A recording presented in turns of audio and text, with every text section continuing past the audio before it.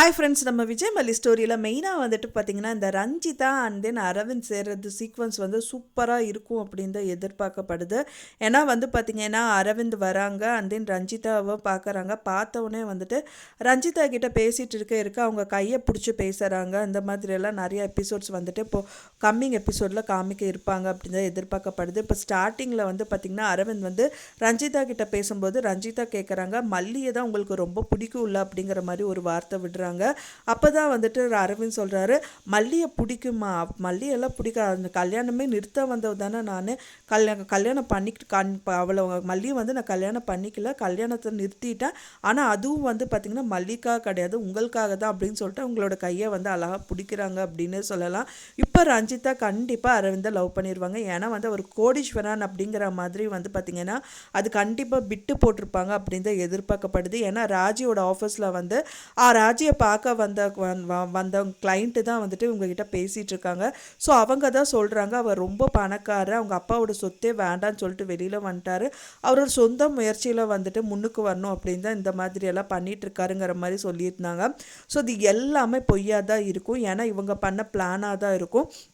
இப்போ கேஸ் நடந்துட்டுருக்கு இல்லையா, ஸோ அதனால் கண்டிப்பாக வந்து பார்த்திங்கன்னா மல்லிகை ஆதாரம், அதாவது வந்து சாட்சி சொல்லணும். அதுவும் வந்து பார்த்திங்கன்னா அவங்களுக்கு ஏற்ற மாதிரி சொல்லணும்.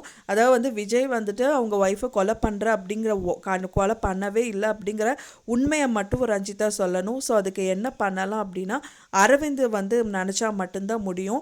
அவங்க வாயிலிருந்து இல்லை இது பொய் தான், நான் சொன்னது பொய் தான் சொல்லணும்னா கண்டிப்பாக வந்து விஜய் வந்து எடுத்துகிட்டு அந்த அரவிந்த் அந்த பிளேஸில் வந்தால் மட்டும்தான் முடியும். அவங்களுக்கு மெயின் நோக்கமே வந்து பார்த்திங்கன்னா நல்ல பணக்காரராக வந்து கல்யாணம் பண்ணிக்கணும் அப்படிங்கிற ஒரு எண்ணம் மட்டும்தான் மெயினாக ரஞ்சிதாவோட மனசில் வந்துட்டு இருக்குது.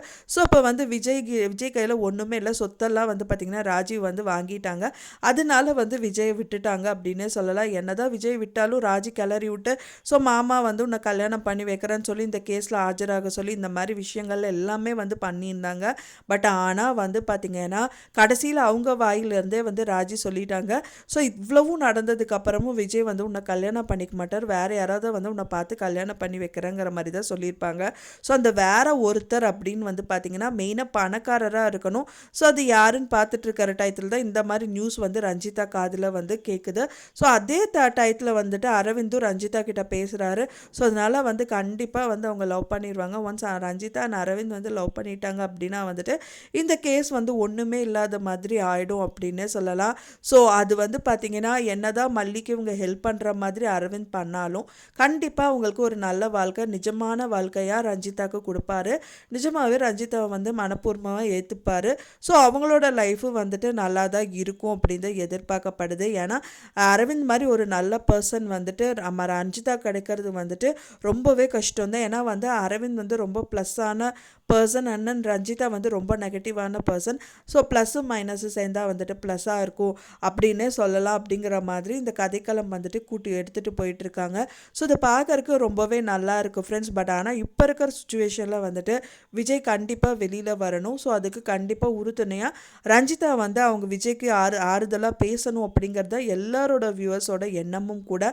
ஸோ அதனால் கூடி விரைவிலே வந்துட்டு ரஞ்சிதாவோட மனசு மாறும். அடுத்த இயரிங்கில் வந்து கண்டிப்பாக ரஞ்சிதா வந்துட்டு இதெல்லாம் பண்ணது நான் தப்பாக பொய்யாதான் சொன்னேன். ஏன்னா வந்து எல்லாமே வந்துட்டு பார்த்திங்க அப்படின்னா மாமாக்காக தான் பண்ணணும்னு நினச்சேன். பட் ஆனால் மாமாவை இவ்வளோ ஹர்ட் பண்ணணும்னு நான் நினைக்கல. ஸோ எனக்கே மனசு உறுத்துறதுனால நான் ஒத்துக்கிறேன்.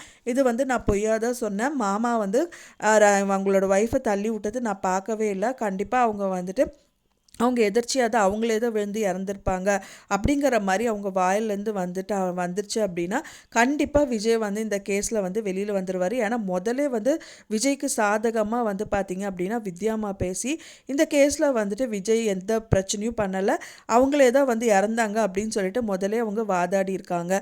ஸோ அதனால ரஞ்சிதா மட்டும் இந்த மாதிரி சொல்லிட்டாங்க அப்படின்னா இனி திரும்ப திரும்ப கேஸ் அவங்க எடுத்தாலும் இது வந்து செல்லுபடி ஆகாது. கண்டிப்பாக இதுக்கான புல் ஸ்டாப் வந்து வரும் அப்படின்னு தான் எதிர்பார்க்கப்படுது. ஸோ அதுக்கு தான் நானும் வெயிட் பண்ணிகிட்டு இருக்கேன் ஃப்ரெண்ட்ஸ். நீங்கள் என்ன நினைக்கிறீங்க அப்படின்னு சொல்லிட்டு உங்களோட கருத்துக்களை மறக்காமல் எனக்கு கமெண்டில் ஷேர் பண்ணுங்கள். நான் சொன்ன இந்த தகவல் உங்களுக்கு பிடிச்சிருக்குன்னு நினைக்கிறேன் ஃப்ரெண்ட்ஸ். பிடிச்சிருந்தா மறக்காமல் லைக் பண்ணுங்கள், ஷேர் பண்ணுங்கள், கமெண்ட் பண்ணுங்கள், சப்ஸ்கிரைப் பண்ணுங்கள். மேலும் இன்னொரு மல்லி சீரியல் அப்டேட்டோட நெக்ஸ்ட் மீட் பண்ணுறேன். தேங்க்ஸ் ஃபார் வாட்சிங் வீடியோ ஃப்ரெண்ட்ஸ். நெக்ஸ்ட் வீடியோவில் பார்க்கலாம்.